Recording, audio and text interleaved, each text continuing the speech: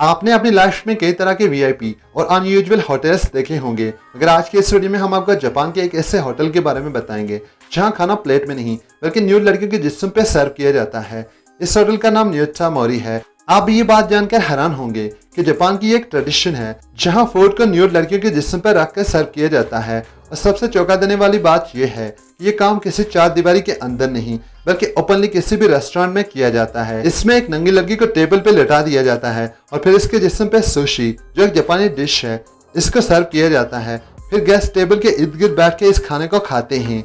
हैरानकुन बात यह है, जिस लड़की के जिस्म पे ये खाना सर्व किया जाता है वो कम्प्लीटली न्यूड यानी मुकम्मल तौर पर नंगी होती है। इसके जिस्म पे कोई भी कपड़ा नहीं होता। इस काम को परफॉर्म करने वाली ये लड़कियां प्रोफेशनल मॉडल्स होती हैं जो न्यूड होकर क्लाइंट्स को अट्रैक्ट करती हैं, लेकिन इन मॉडल्स को क्लाइंट के साथ बात करने की इजाजत नहीं होती।